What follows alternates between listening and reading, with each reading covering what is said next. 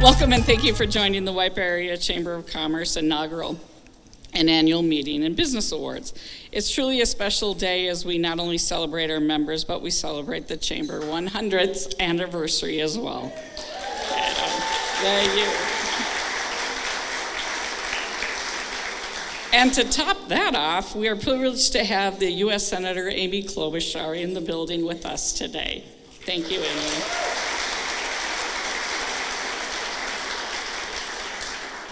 We got a lot to get through this morning, so please enjoy your breakfast throughout the program.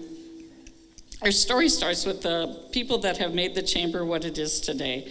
Our success wouldn't be possible without the business and community leaders, past, present, and future. The hard work and fortitude they put forth to make this a wonderful organization is immeasurable. Though many have passed on, we are forever grateful for their service and their leadership. The Chamber was established in 1923 under the name the White Bear Store Bureau, changing the name later to the White Bear Businessmen's Association. It was later changed to Association after women had joined. In 1958, the name was changed to the White Bear Lake Chamber of Commerce and was affiliated with the U.S. Chamber of Commerce. Finally, in 1994, the word lake was omitted. Today is known as the White Bear Area Chamber of Commerce and includes 11 surrounding communities. The name of the organization has evolved over the years, and the purpose has been elevated with a mission to strengthen business through advocacy, networking, and education. It is truly an honor to have you with us, and I thank you for spending your morning with us today. I would like to acknowledge and thank our sponsors for this event: Royal Credit Union, Hallberg Engineering, Hammer and NER, Century College, Franzen Bank and Trust, Olson Thielen CPAs, White Bear Center for the Arts, and Biz Recycling. We are honored to have several elected officials here with us in the audience this morning. Please stand when I call your name. Audience, please hold your applause until I have everyone introduced. Senator Heather Gustafson, Representative Breon Curran, Ramsey County Commissioner Victoria Reinhardt, the Mayor of Birchwood, Margaret Ford, the Mayor of Hugo, Tom White, Mayor of Matamidi, Dick Brainerd, Mayor of Maplewood, Mary Lee Abrams, Mayor of White Bear Lake, Dan Lewis-Smith, Mayor of Vadnais Heights, Mike Kratchmer, Hugo City Council members Becky E. Petrick and Dave Strube, White Bear Lake City Council member Dan Jones, and Vadnais Heights Council members Kelly Jowalski and Steve Rogers. Thank you all for attending today.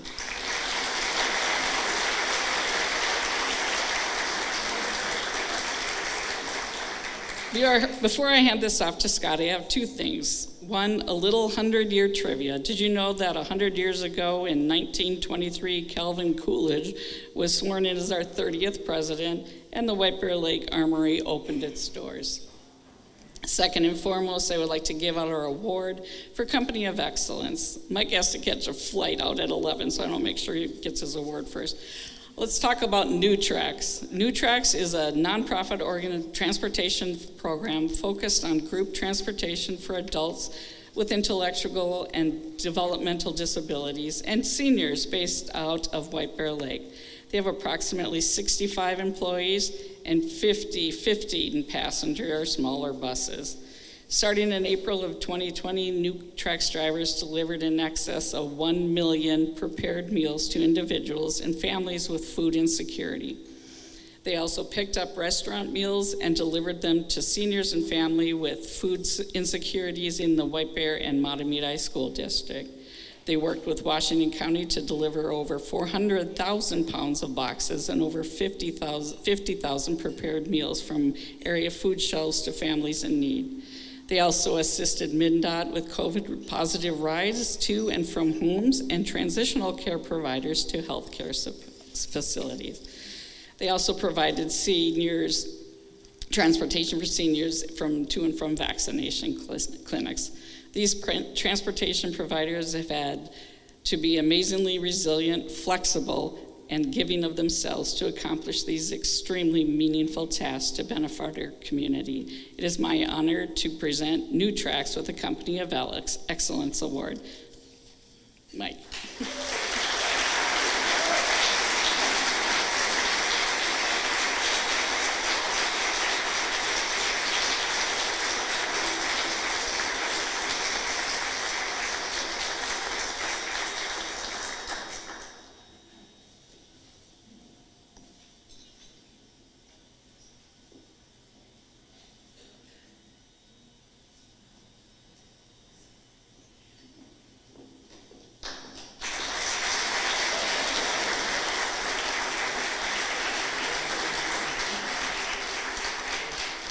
Now it is my pleasure to introduce our past chair for 2022, Scott Brummelkamp from Midwest One Bank.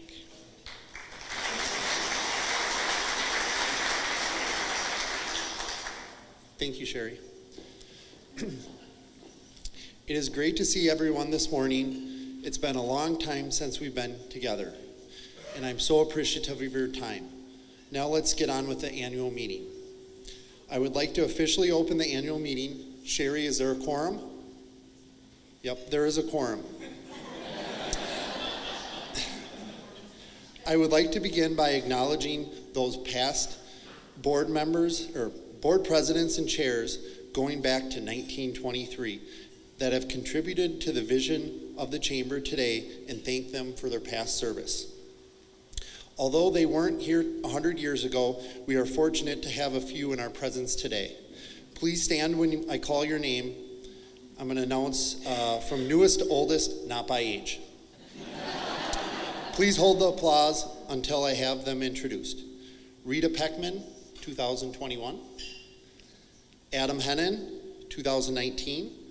Barb Sheldon, 2018. Jerry Quapic, 2015. Sherry Wilson, 2010. Dean Knutson, 2006. Bill Weigel, 2000. Jan Johnson, 1996. Randy Fulton, 1995. And finally, Bill Jacobson, 1991.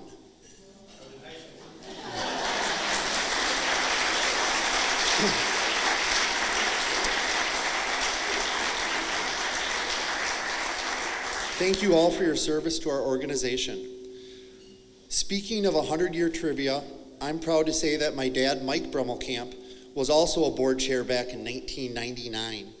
He's off traveling the world, so is not in attendance today, but I'm very honored to have followed in his footsteps. I've been involved with the chamber for many years on the finance committee and was even a scholarship award recipient way back in 2000. Things are now almost back to normal after a hard-fought couple of years. We are all going out like we used to, don't need masks everywhere we go, and feel like we can breathe a little easier. Our businesses are bouncing back and our communities are in full support. As a voice of the business community, the chamber leadership believes it's vitally important to champion our new businesses moving into our community. Last year, the chamber celebrated 34 new businesses and held 34 ribbon cutting ceremonies as well. All of our networking events, morning, lunchtime, and women in business and young professional sessions all continue to embrace each other and help our businesses with great connections, new engagements, and informative speakers. This year is the 14th year the Women in Business Group has sponsored the Purse Drive for the women of Solid Ground, building each other up in a time of need. The Young Professional Group has hit the ground running. They are a very vibrant group with great aspirations. They have a calendar filled with events throughout the year. If you have any interest, you are welcome to join them for one of their many outings or events. We are happy and honored to give away 3 $1,000 scholarships to local students furthering their education. To date, we have given away more than $35,000 in scholarships. The Chamber is always advocating. The Government Affairs Committee met during the year with all of our local legislators to keep them and us up to date on current events. We continued our ongoing advocacy and actively pursuing reconfiguration of the Highway 35E and County Road J intersection, which I'm happy to say is now scheduled for construction in 2026. The Northeast Metro lake level water issue has now been addressed to the legislator and is moving forward in a positive direction.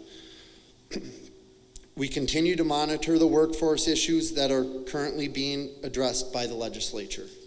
The autonomous vehicle pilot project is still running. The project includes an educational component that engages students to learn aspects of working with the new transportation innovation. In an effort to bring large voice to the Capitol, the Chamber continues to be a collective voice as a founding member of the Washington County Chamber Coalition. We all had a blast at your not your typical golf tournament last June. Boy, did we all need that. If you haven't ever attended the tourney, you are missing out on a Friday of fun and friends. This year's tourney is Friday, June 2nd. This just touches a portion of what the Chamber has done and is doing annually. They really have a downtime moment because there is always something coming up around the corner. I can't say enough of the value provided by the White Bear Area Chamber of Commerce. They were and are now our consistent line of communication and updates. Sherry has her finger on the pulse of the state of the government and keeps us all informed on what's happening on both the federal and state side of things. Now I would like to introduce the 2023 Chair of the White Bear Area Chamber of Commerce, Carrie Kwapik-Nasvig of Ecolab.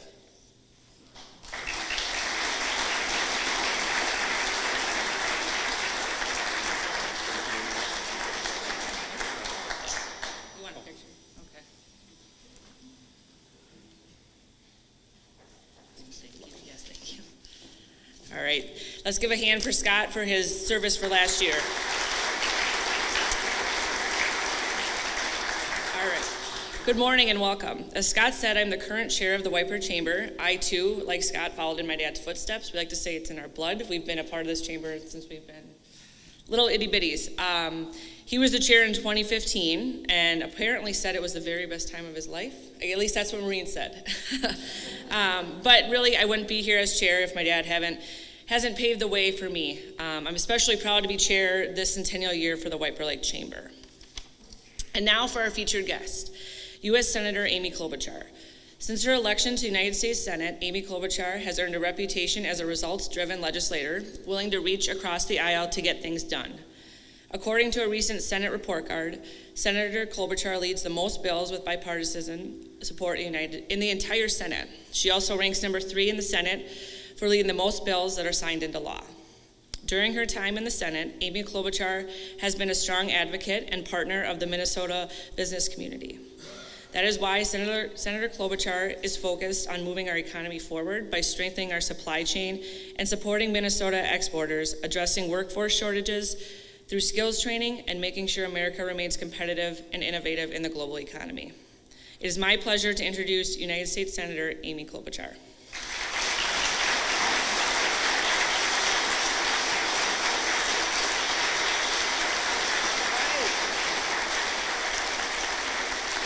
Well, thank you so much, Carrie, and congratulations on your new position. I love Ecolab. We were just together for its 100th anniversary, and congratulations on your 2-week-old baby.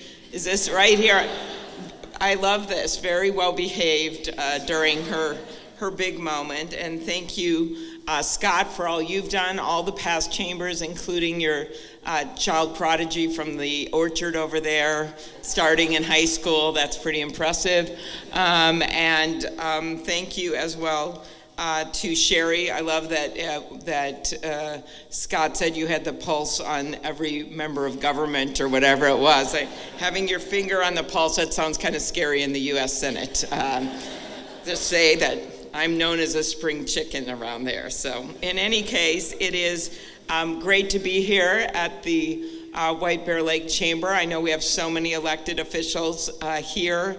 mayors from towns across the region and city council members, and in particular, thank you to Heather and Brione and the other legislators who I know are working so hard. Victoria, my longtime friend, who's done such a great job in her county commissioner role.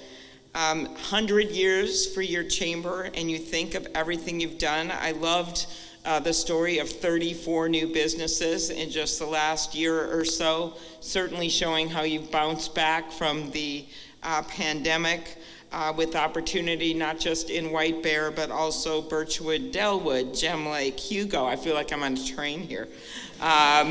Matamidi, there you are, Mayor, Matamidi, Maplewood, North Oaks, North St. Paul, Vadnais Heights, White Bear Lake Township, and Willerny. So congratulations to all of you. And when I think about what you've all been through as business owners through the pandemic, some in retail, some in other industries, there's been a really hard time. And as you know, there's a lot of breakdown in trust in our politics. There were before that, there is now. And so many times our civic and business leaders are really the face that people see. It's who they expect, whether it is a smaller town mayor or whether it is the person that opens the door of their store when they're trying to get in there to get something right when it's closing. That kind of kindness that you can demonstrate, that kind of trust you can build means everything for our community. So I want to thank you for getting us through a really difficult time, and the fact that you've now seized the moment and are expanding is really, really exciting to me. I have just spent yesterday on this.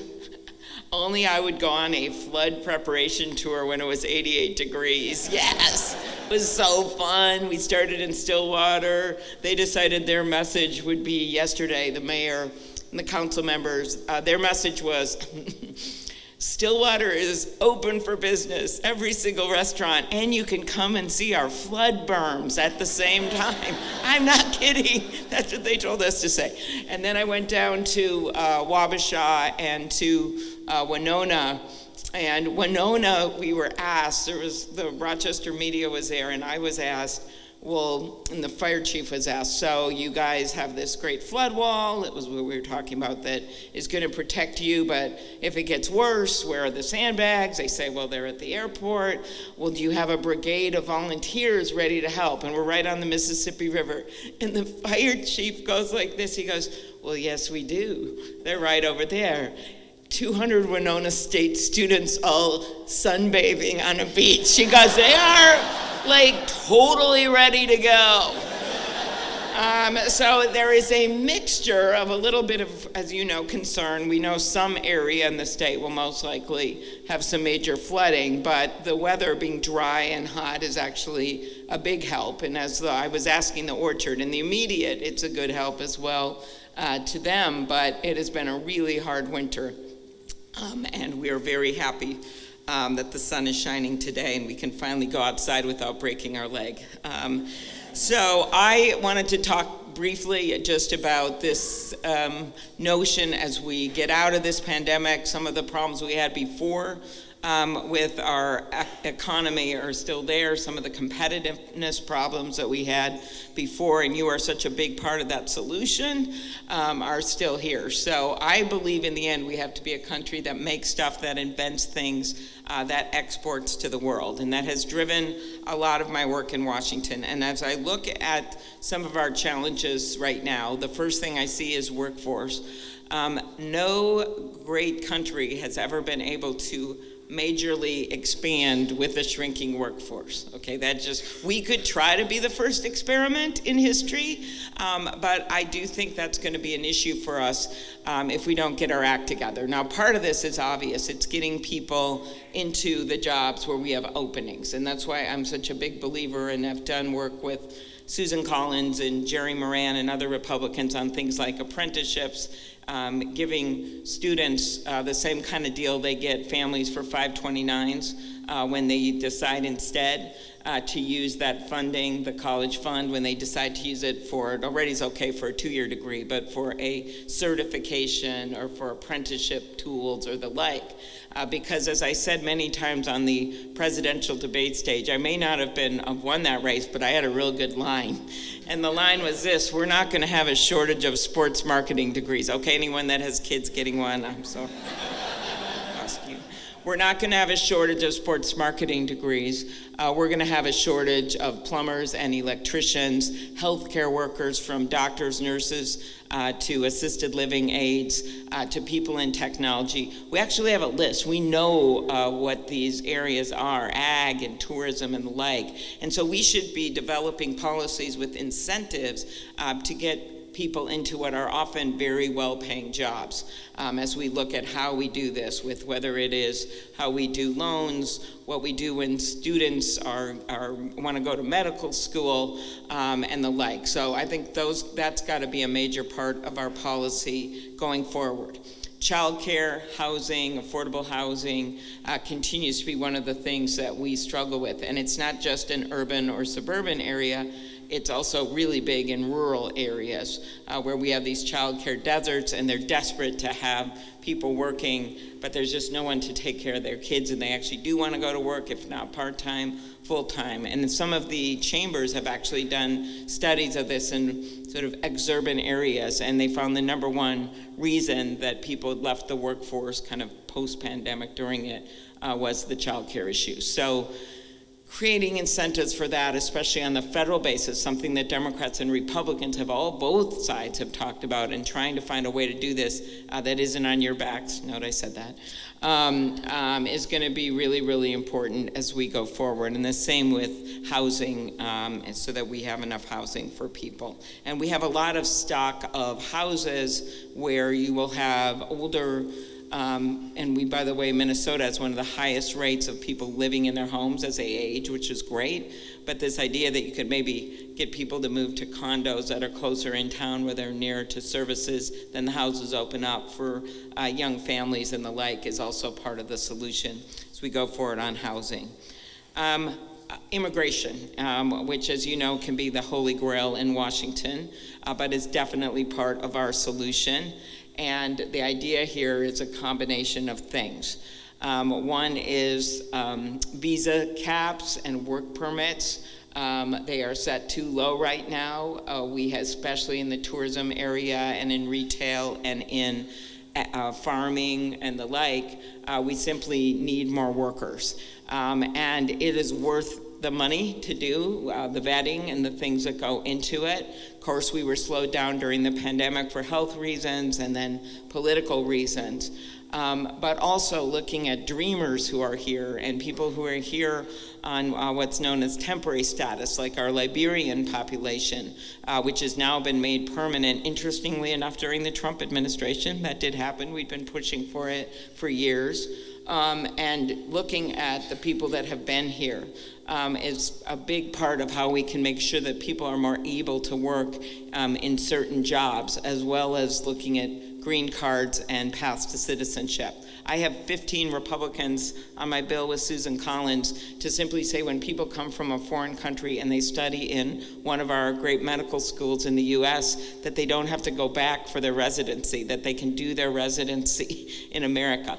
But yet, because of the holy grail of the immigration issue and how it gets all tied in with border politics, we've never been able to advance these kinds of things. And I just simply think we need to, from an economic and business standpoint. When you look at the numbers of who's running major companies in this country, nearly half of them are immigrants or kids of immigrants. When you look at U.S. Nobel laureates, such a big chunk of them actually came from other countries. And Canada, actually, we can see Canada from our porch, makes it a lot easier. And I was just there for the state dinner, which was, by the way, super fun. I got invited by Justin Trudeau, a whole nother story. But they have like 1 million people now that have been vetted and that are permanent citizens, and they're doing it because of their workforce issues. So I put that out there. You could combine some kind of deal with border security and funding for the border. Senator Thune, a neighboring state of South Dakota, and he's number 2 in the Republican caucus, are working together. We just talked yesterday on looking at some, at least short-term solutions to this, because it's a big, big problem for our states. Second thing that we need to do is infrastructure, and we're really excited about the bipartisan infrastructure bill. My piece of it was focused on the broadband and high-speed internet. I figured, having been to Iceland and seen how they actually had high-speed internet in every corner of their country, including next to active volcanoes, maybe we could get it like in Lanesboro. So that's kind of my logic. And so we have 144,000 households that don't have high-speed internet in Minnesota. This is a business issue because people like to order things online, and they like to, especially for small business, they don't want to have to go to the McDonald's parking lot to communicate with their customers. So we're pretty excited. That's a big part of the infrastructure bill. Secretary Raimondo, who I have a lot of respect for, is in charge of the bulk of the implementation of that. One of the things we made sure is when the money goes out to the basically private companies, we'd like some to go to actually rural electric telcos, some of them, that we're able to bring it back in if it's not done, because there's not been a lot of accountability on that front. Supply chain, something I think close to home that many of you have experienced one way or another, including if you're just trying to buy a sofa. And we have made some vast improvements there. One of the problems was the shipping. The international shipping conglomerates, really none of them based in the US, used that opportunity in a very bad way of the pandemic. They quadrupled the charges on shipping. Their profits went up 7 times, and it was all on the backs of manufacturers and small businesses and farmers. Again, Thune and I, we have different heights, but some political common ground, joined forces and passed a bill to take on the international shipping conglomerates by giving the Maritime Commission more leverage, threatening to do more if they didn't bring the rates down, and they have, and that's been helpful for people trying to ship things overseas, because we want to do a lot of exporting and not have everything come in, but even for people that are relying on goods that are coming in, relying on parts that are coming in, that makes a big difference. So that's something else we have to keep our eye on. Competition in general, I think you all know, I have been a big believer with the support of the National Federation of Independent Businesses. Their number one focus was trying to advance some version of the bill I have with Senator Grassley to say that the big tech platforms can't always put their own stuff at the top. That as we've been seeing all of that evolve in the last few years, and it's scary for small businesses because you don't really have a lot of clout to negotiating, whether it's your local newspapers trying to get paid for content, another bill I have with Senator Kennedy, or whether it is about how those platforms where you have monopoly situations with 90% market share are going to advance. This is going to be a long-term effort. And AI is probably going to speed it along some, because we have to put rules of the road in for AI. We just can't sit there and let it happen. That would just be crazy, but it has been a major lobbying effort. As my husband said to my daughter this summer, be nice to your mom this weekend. She's taking on the 4 biggest companies the world has ever known, and she just got banned from Russia. We are working in a positive way and trying to do this, but we have to have some federal privacy legislation because otherwise it's going to be a patchwork of state laws all over the place, and they actually agree with me on that. We're going to have to do something on children's access to what they're seeing on the internet. It's making it really hard for parents to be able to put any rules in place because of what they're exposed to. We're going to have AI rules, and we should do something about this competition policy, which I promise you is not good for small business in the end if people can rip off your products and then put them under another label at the top of their platform. So there are some really good things for access on social media platforms for business, but it also creates some hazards, and that's what we're trying to get the right solution, so it's helpful. Last thing is just the crime increase that we've seen in our state and across the country. As you know, I am a former prosecutor. I was the Hennepin County attorney for 8 years and have long sponsored the bill for the COPS bill, which is federal funding for police officers, and continue to work on issues from recruitment to making sure we have enough funding for police and fire. We had, of course, after the insurrection, a little known fact that our mayors will relate to. My job as chair of the Rules Committee kind of makes me the mayor of the Capitol. I can kind of relate to some of the issues you have. I've had, I think, about 15 senators call me over the last 2 weeks about their office space. This is a true story. And it's good. It gives me some unknown powers. And I also, Roy Blunt and I dealt with basically a new police chief, hiring a new police chief because we had such a failure at the leadership level the day of the insurrection, with officers not even being able to access their riot gear. It was all locked on a bus while they're being hit with flagpoles and bear spray. We changed the leadership in the Capitol for who running the Capitol, and we've just had major morale increases actually since that time. I knew we were in good shape when I was with one of the officers outside on a day like this last spring, talking to him, Officer Goodman, the one that protected Mitt Romney with the baton, and another officer was on a bicycle, and he rode by in the Senate Plaza, and he got on his microphone and said, "Goodman, do you need backup? Do you need backup?" And it was at that moment that I realized they could laugh again, because we really had been through, just like the country was, a really horrible time. And that experience, as well as the work from my time as county attorney, makes me really devoted to this issue. I want to specifically mention the work we're doing on catalytic converter theft. I know you've had your share of it in this region. Mike Braun, who is the senator from Indiana, he's running for governor right now, Republican senator, and J.D. Vance, who you've probably heard of, from Ohio, and I have teamed up to get federal legislation done so that new cars coming out have the serial numbers. It's easier to track the gangs. What's happening, Betty is actually leading this legislation in the House. And so it also creates grants and other things for localities too after this. There's major efforts going on, as I know our legislators know, on the state level as well. And so we're going to continue tackling this problem. I worked really hard to get Andy Luger in place as our U.S. attorney, and if you talk to anyone in law enforcement, they will tell you that he's doing a really great job. He literally, at his swearing in, led with what he was going to do about gang crime, violent crime, and car thefts in our state. So these all add up in my mind, as you all know from your work. You just work really hard to get the right person in place, and it makes a difference. You work really hard to get one piece of legislation Victoria passed, and then it makes that difference. And that's kind of how I try to view my job. And I actually do find joy in my job, and that is when we get things done. I have a book coming out called The Joy of Politics in May.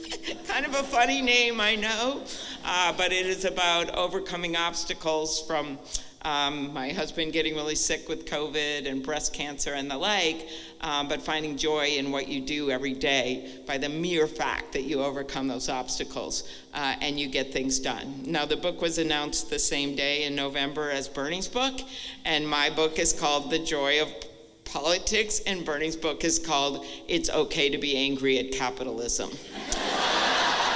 And he found this really amusing. So at the end of the year, when I was desperately trying, I got a bunch of bills passed at the end, but this Afghan Refugee Act, which I have with Lindsey Graham, we lead it together, because these Afghan refugees have been vouched for by our military. Half of them have literally letters from leaders in our military about what they did, putting their lives on the line. They're all here. They're in our country, 80,000 of them, but they're in total limbo. So we're simply, with George Bush's support, trying to put them on some kind of track so they can lead normal lives here. So anyway, I'm trying to get that done. I got all the, I'm just so mad, and every time Bernie would see me come up, he'd go, "Where's the joy? I don't feel the joy."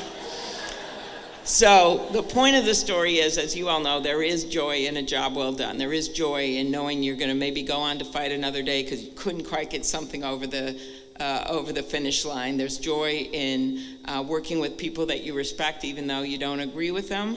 There's joy in actually being part of a democracy, especially at this moment, which is why I'm so glad you're gathered together, where you can actually civilly talk to people about some political issue or about some business issue, so you can have discussions without just sitting by yourselves sending angry emails or getting on social media. Not that you guys would ever do that. So the point of it is encouraging that in our communities, and encouraging civil discourse again is got to be key for us getting back on track, no matter where people are politically. So thank you for turning out on this beautiful day. And I have a very cool job to do at the end, which is to give an award to one of your great, great citizens. And so I'm going to do that right now. Is that what I should do, Sherry? Okay, good. So it is my honor to present the Legacy of Excellence Award. And the award is going to someone who has spent nearly 40 years in the banking industry and who is highly respected and admired in White Bear Lake. This community knows Jerry Kowapik. I got the, look at this. I mean, wow. You got more applause than the baby. Okay, it's pretty good. As a coach, as a mentor, as a volunteer, and a leader, and in his decade plus as a White Bear Lake girls hockey coach, we love women's hockey in Minnesota, Jerry was truly beloved. To the players, he was more than a coach. He was a voice of reason, of caring, of compassion. Everyone on the team appreciated his wisdom and his mentorship on and off the ice. Jerry has also been deeply engaged in the community, serving on a number of boards and committees around White Bear, including the White Bear Lake Area Chamber, the White Bear Lake Economic Development Corporation, and the Greater White Bear Lake Community Foundation. He's a great leader, humble, you could tell that when he got introduced, kind and generous, and everything he does, he shows that he has a good heart and good humor. Thank you, Jerry, for all you have done and continue to do for White Bear Lake. It's my honor to present you with the Legacy of Excellence Award.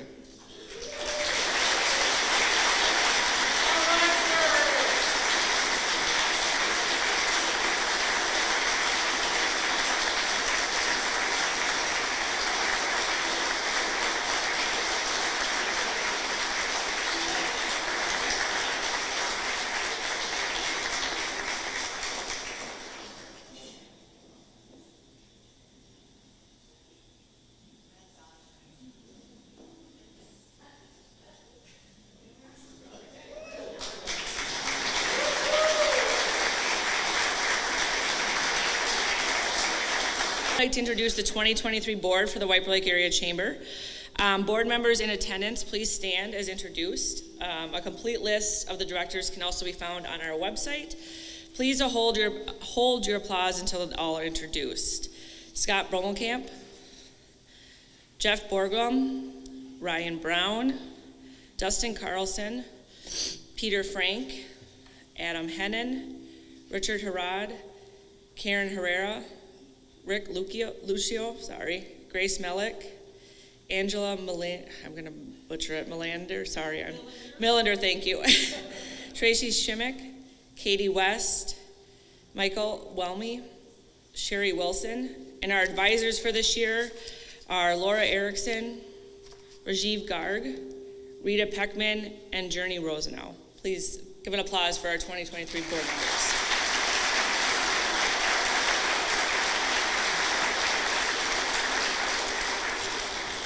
All right, now for the fun part. We're gonna have a few awards. Each year we proudly give an award to one of our chamber businesses that has successfully implemented water or waste management programs by incorporating reduction, reuse, recycling, and buying recycled materials. To announce this year's award, I'd like to introduce Ramsey County Commissioner Victoria Reinhardt.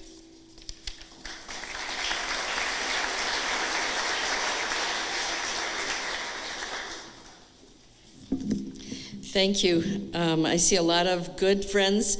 I was going to say old, but not. Good friends here, and many of you know that my passion is really in the environmental field.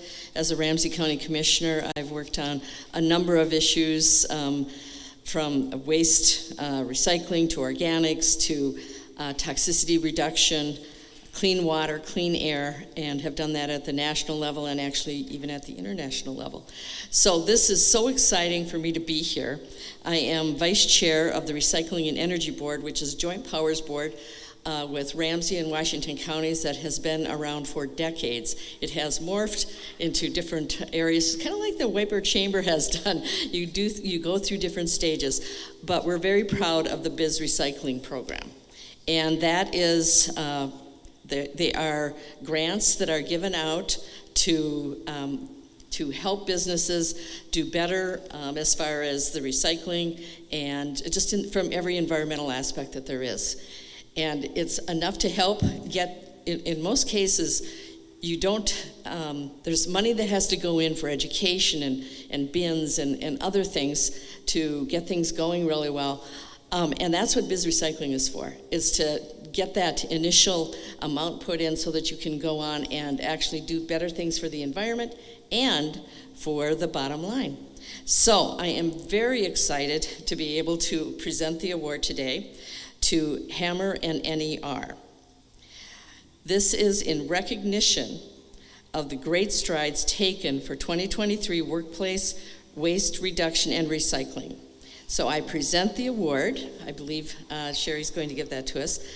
And just so you know, and I'm sure most people here do know what Hammer and NER do, but I'm going to discuss that just a little bit here, and that is that they create opportunities for people with disabilities. As one of the largest disability service providers in Minnesota, they have a mission of enabling people with disabilities to live meaningful, self-directed lives. They too are 100 years old this year, and I just want to say congratulations and thank you for all that you do.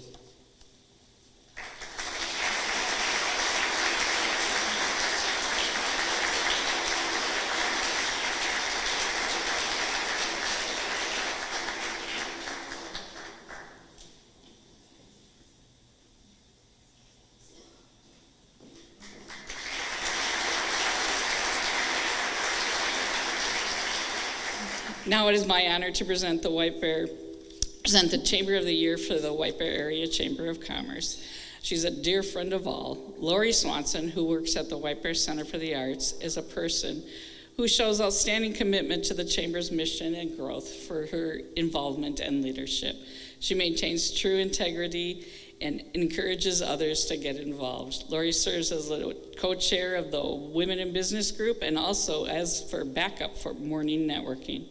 She's the biggest supporter and advocate for the annual purse drive for solid ground, buying purses, spreading the word all year long. Lori is a get-it-done person who takes care of every task requested of her in its full extent. She doesn't do anything halfway and gives it her all. Lori has been wonderful, knowledgeable, and hardworking friend to the Chamber. Thank you, Lori, for your dedication and commitment. We are truly grateful.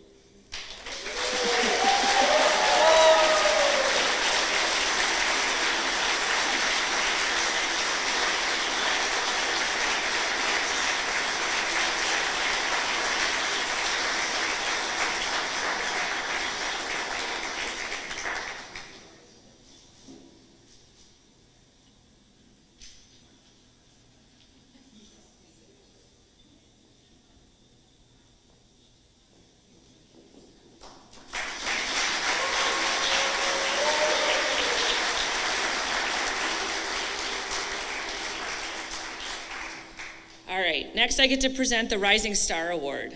A little over a year ago, Grace Malik came to Sherry with a pretty cool idea of forming the Chamber's Young Professional Group, a group that celebrates a young professional, 25 to 40 years old.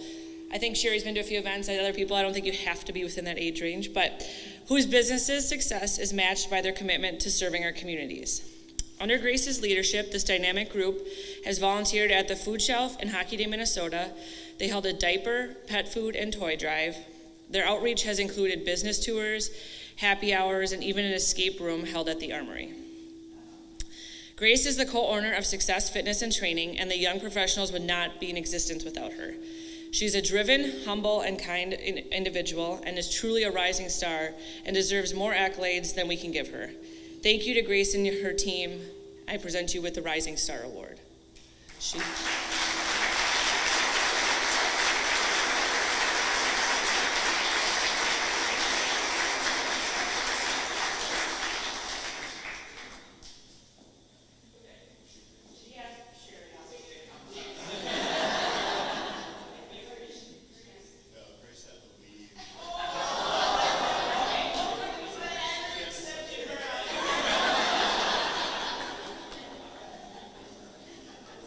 Our final award is the Legacy of Community.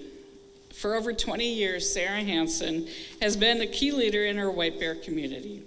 Sarah became the first executive director for the White Bear Lake Historical Society in 2001. Her roots run deep and her pride shines bright when you have her talk about our shared history. And having her razor-sharp memory doesn't hurt either. When she was hired, she took over a strong volunteer-only based organization that needed to take some steps to move forward. Partnerships were made, relationships were built, numerous programs created, and most importantly, history was preserved. Sarah's ability to work with people is simply amazing. Her volunteer work with Manitou Days, Market Fest, Explore White Bear, and numerous other organizations has helped us to make these events successful. Sarah has overseen some major additions and improvements to the Historical Society buildings, and most recently secured a permanent home in the White Bear Lake Armory that is now sold and operated completely by the Historical Society. The success of the White Bear Area Historical Society has been its members, community support, and volunteers, but one constant has always been Sarah Hansen. We can't thank you enough for your true commitment and dedication to this area. I'm so proud to present Sarah Hansen with the Legacy of Community Award.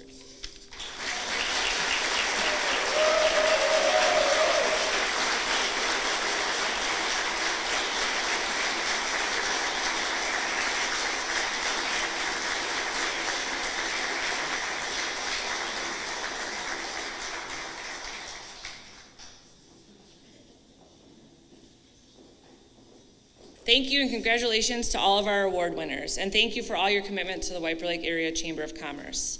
I would also like to quickly acknowledge some of the great chamber volunteers who have or are currently leading committees and networking groups. Bill Weigel, he is leading the Morning Networking Connections. Sheila Kelly and Lori Swanson for Women in Business. Kevin Donovan and Mike Greenbaum for Government Affairs. Craig Hart and Matthew Burrows, Lunch Break Connections.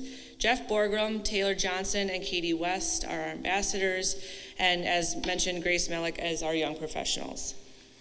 These are just a few of the many volunteers the Chamber is privileged to have, and we are sincerely grateful for all they contribute.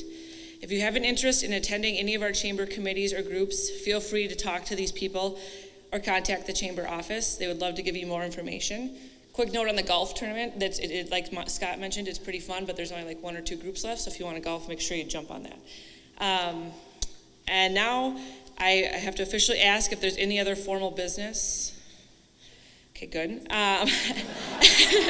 Maureen didn't leave much more detail than that. Okay, so hearing none, I officially close this meeting. I don't have a watch on. We'll say right around 9 a.m. Thank you, everyone, for coming. Enjoy this beautiful day.